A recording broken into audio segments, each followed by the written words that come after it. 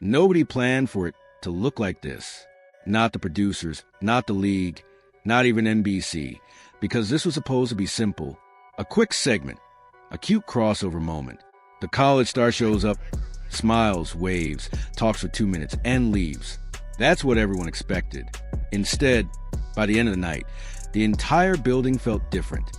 Phones were buzzing, executives were whispering, and veterans stared at the screen like they had just seen something they weren't meant to see. Because somehow, in less than 2 hours, Caitlin Clark didn't look like a guest. She looked like the main event. And that's where the problem started. IT began quietly. No breaking news, no dramatic intro. Just a normal NBA broadcast on NBC Sports.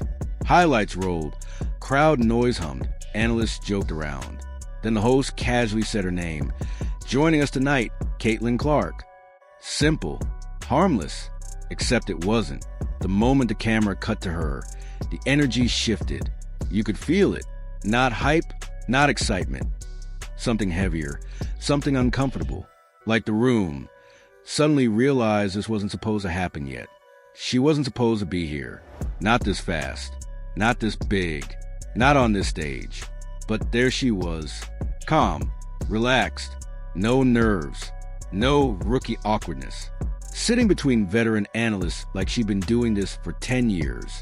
And here's the crazy part. She didn't act impressed. She didn't look grateful.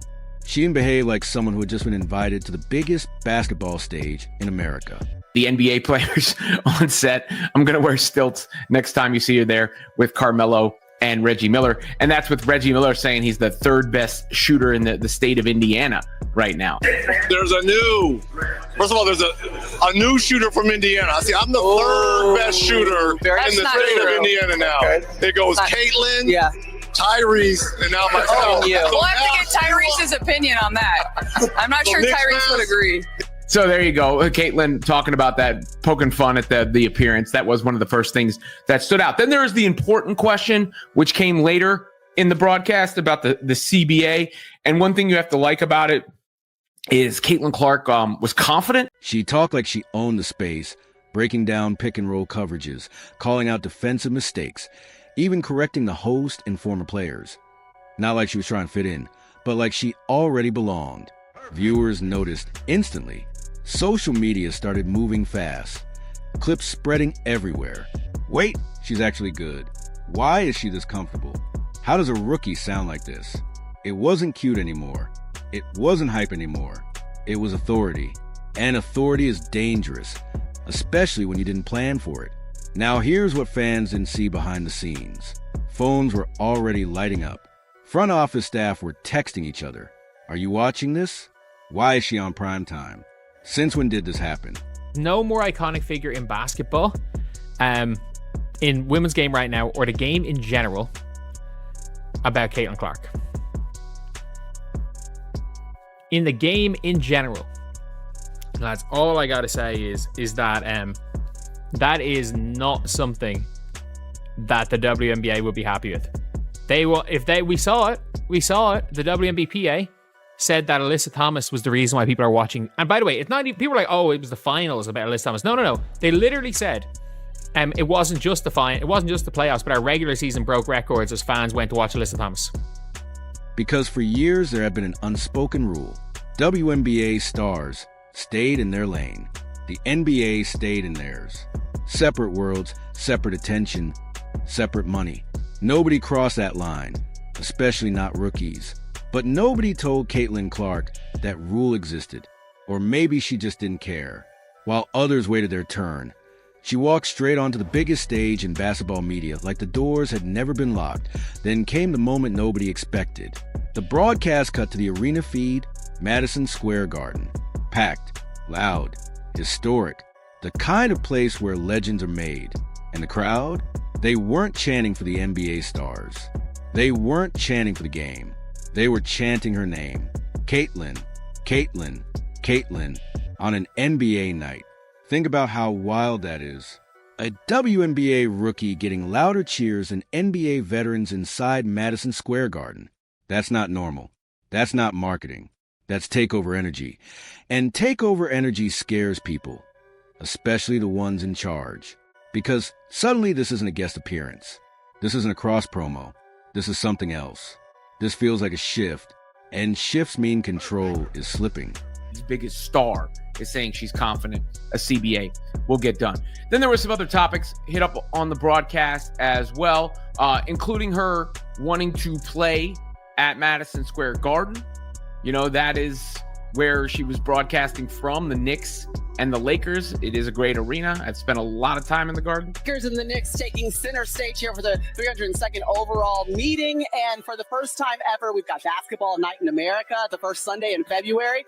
And we're joined by our special correspondent. Welcome to the team, Caitlin Clark. Yes.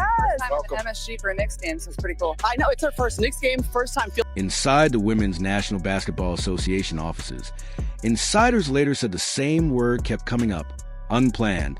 Nobody planned for her to take over the broadcast. Nobody planned for ratings to spike. Nobody planned for NBA fans to start saying, "Who is she? I'm watching for her." That's when the fear sets in. Because if fans follow her, they don't need the league. If networks call her directly, they don't need the league. If sponsors want her face, they don't need the league. And once a player no longer needs the system gets nervous. Veterans felt it too. Imagine grinding for 10 years, empty seats, commercial flights, low pay, constantly fighting for respect. Then a 22-year-old walks in and, in one night, gets more national exposure than you've had in your entire career. That doesn't feel inspiring. That feels personal. That feels like you're being replaced. So the whisper started. This is too much. They're forcing her everywhere. It's just hype.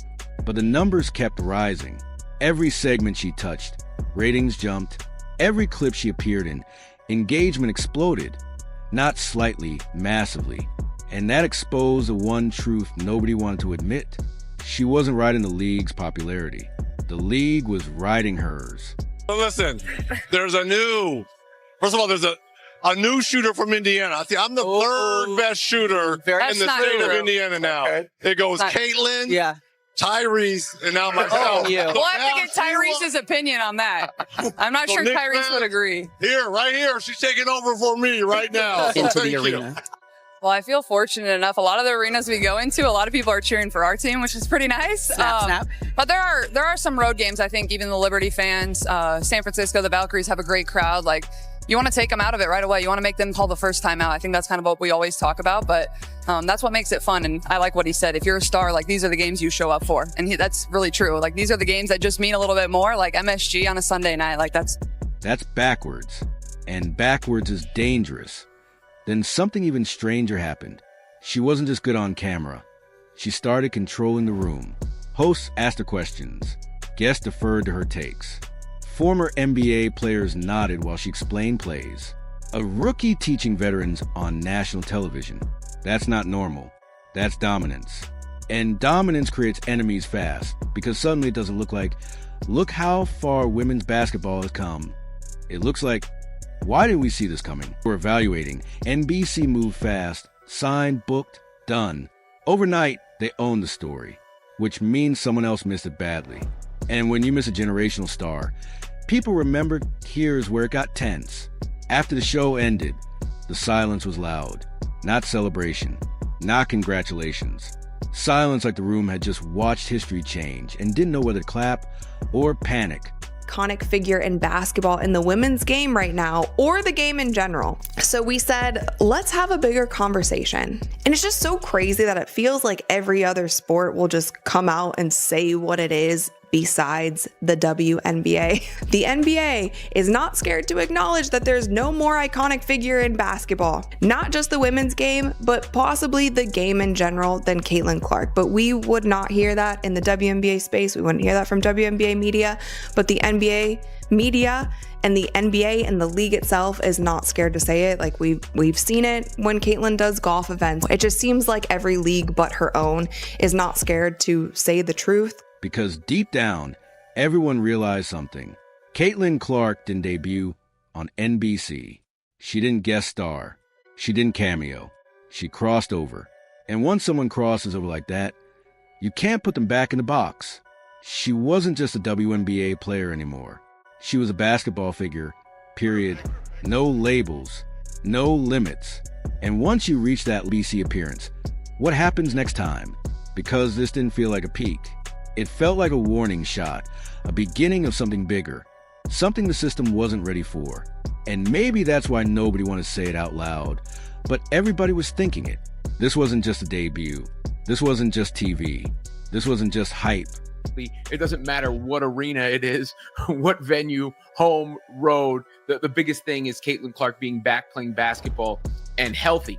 But, her crack there was good, too. The Liberty probably aren't going to want to move over. She knows the history. The Liberty were owned by the Garden, Dolan, and MSG. They are now owned by Joe Tsai and the play over at Barclays in Brooklyn. So there's no chance the Liberty would ever play in Madison Square Garden if you know the dynamics between the Knicks and the Nets in the city. This was the night Caitlin Clark stepped onto a stage bigger than her league and made it look effortless.